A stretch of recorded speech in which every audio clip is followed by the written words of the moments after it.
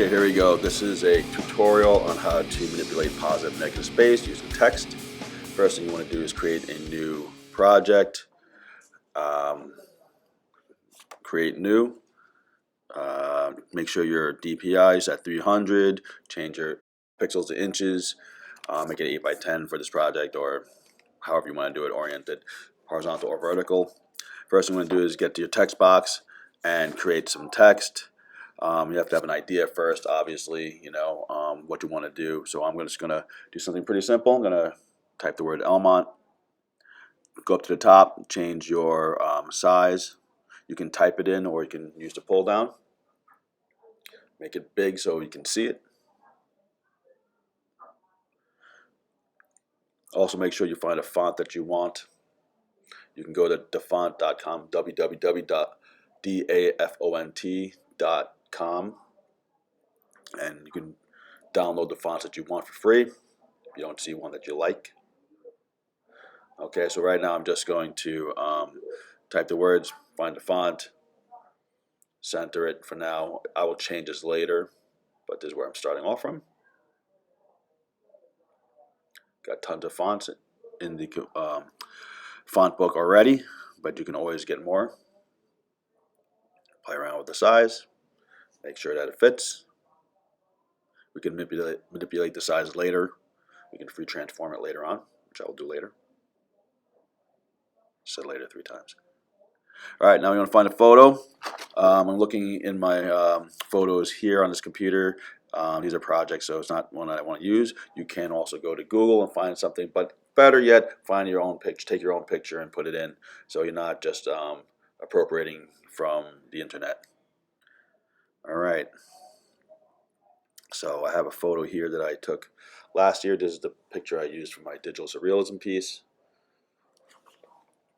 Okay, open it in Photoshop. All right, now I have my text. Okay, I'm going to add more. So I did each word on a different text box, so I can transform them separately because I want them to fit in the picture. I want them all to be approximately the same width. And I can't do that. I don't like the spacing. If I have all in one text box, they're spaced evenly out, and I don't want that to happen. I want to manipulate it myself and have control over that.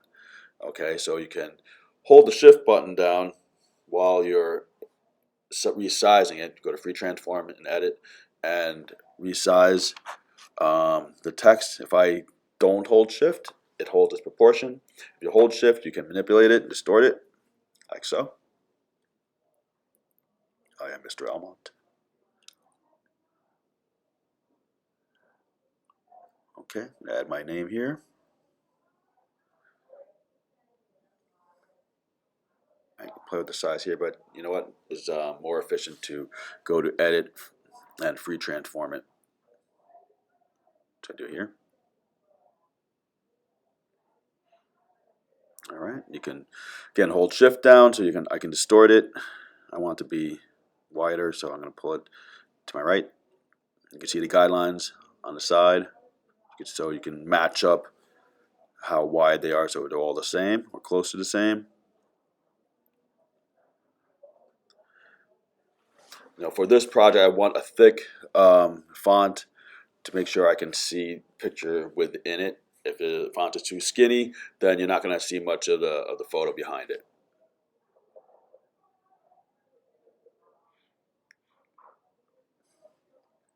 I can spell.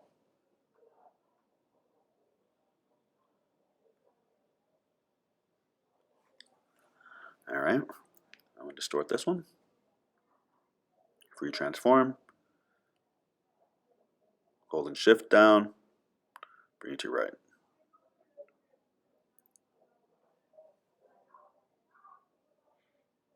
Remember, you have to hit return to apply the transformation.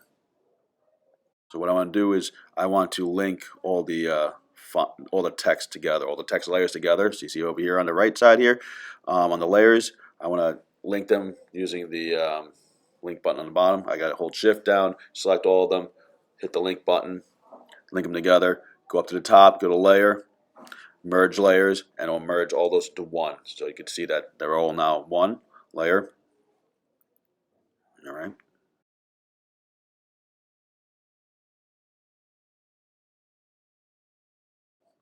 Now I'm using my magic wand tool, and I am selecting all the text. Being it's on one layer, you can do it all at one time.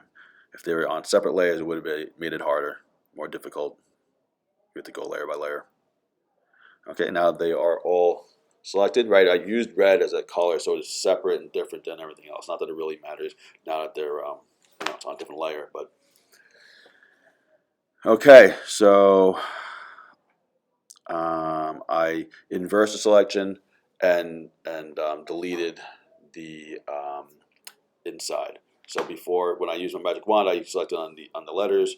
I inversed it, and I put it on the photo layer, and I deleted everything except the letters themselves.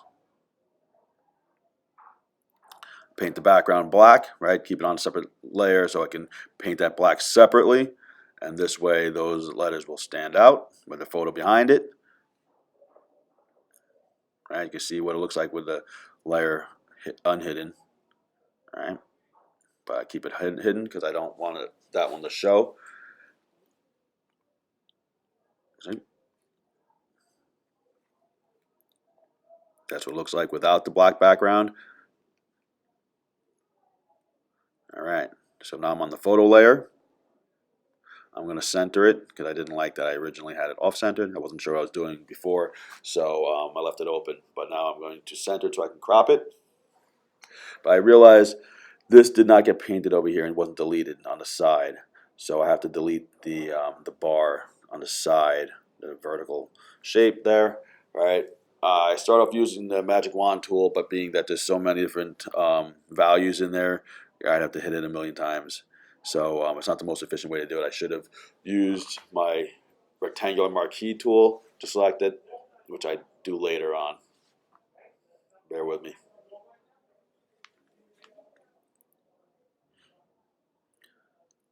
I use a magic wand tool and it gets most of it. I missed a spot. You'll see later. Okay, see on the right side, right after the word Elmont, you can see there's a couple of little spaces there that I missed.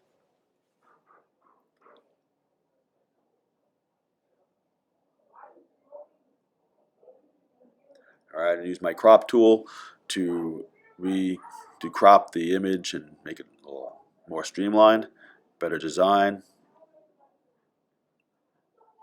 Hit return to apply it.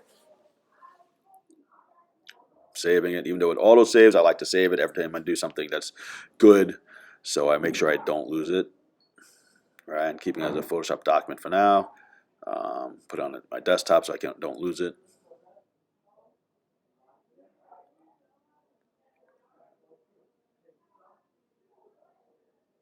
All right.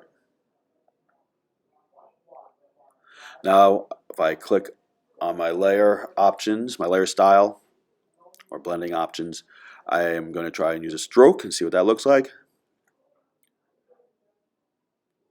All right. Change the colors around, play around with it, see what looks good. And you see the red dots after the E in my name. Those are the spots I missed. So I'm going to have to erase that. So you can see when I put the stroke around it, it's outlined those little dots. So I'm going to get rid of those in a little while. Here we go. Rectangular marquee tool. This is a tool I should have used in the first place.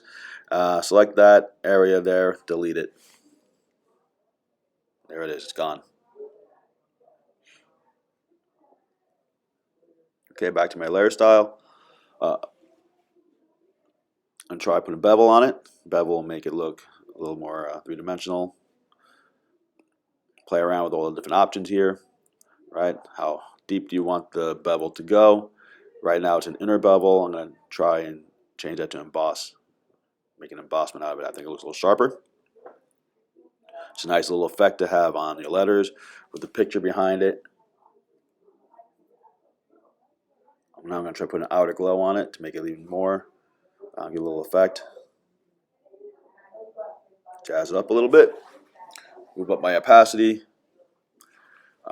Change the size and the spread. That's basically the way to make it stand out, but I'm right here. I'm realizing that it's not really showing with a multiply mode on it, so I'm going to change that to a normal mode, but in a little while.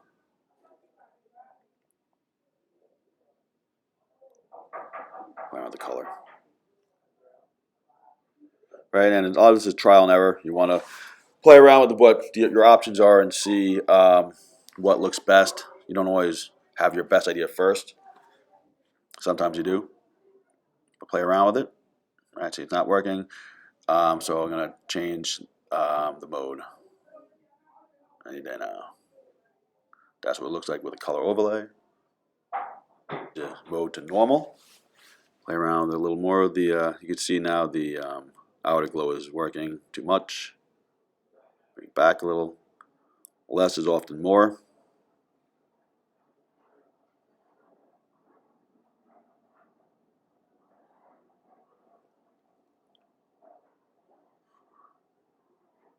Too much. Back it off. I don't like the color. I'm going to change the color back, make it brighter. That's always the artistic process, is to play around, explore, see what your options are, try different things, see what looks good to you. Not too much. Back. And that's pretty much it. Thanks for watching. Good luck with your project.